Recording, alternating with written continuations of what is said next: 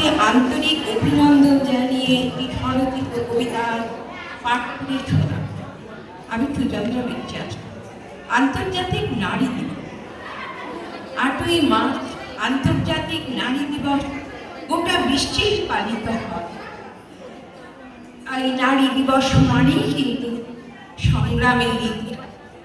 1857 খ্রিস্টাব্দে 8ই মার্চ মহিলা শ্রমিকেরা তাদের অধিকারের দাবিতে আন্দোলনে নেমেছিল।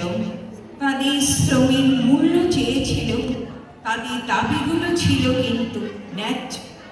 নারী পুরুষের সমমজুরি, স্বাস্থ্য, শিক্ষা, ভোটের অধিকার ও সম্পত্তির অধিকার। অনেক আন্দোলনের পরে 1975 সালে এই দিবসটি স্বীকৃতি পায়।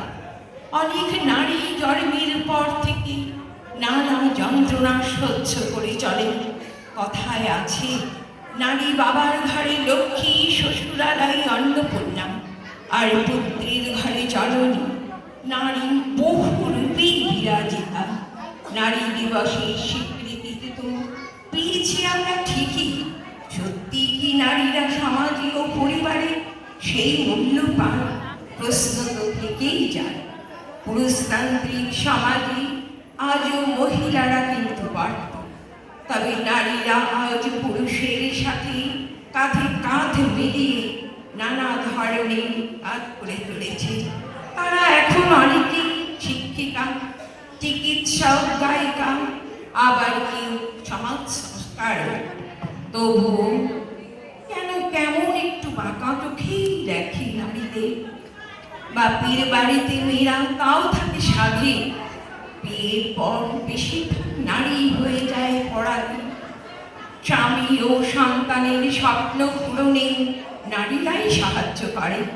শ্বশুর শাশুড়ির প্রতি দায়িত্ব কর্তব্য পালনে তারা পিছপা হয় না। নারী যে মায়ের গুণ। তাই শোনা যায় কোনো সফল পুরুষের পেছনেও নারীদেরই যথেষ্ট অবদান থাকে।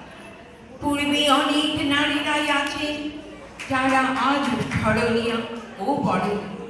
ঝাঁসির রানী লক্ষ্মীবাই, ফনা, মৈত্রেয়ী, গার্গী, সরোজিনী নাইডু, সারদা মা, ভগিনী নিবেদিতা, ওনারা কেউ কেউ দেশের জন্য দিয়েছে প্রাণ।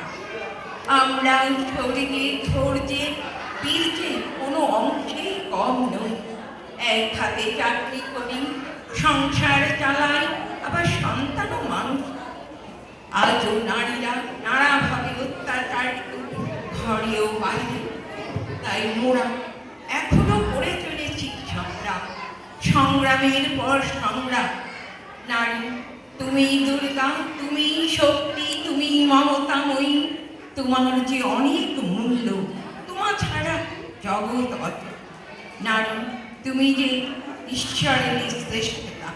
নমস্কার, সুচন্দ্রা বিশ্বাস।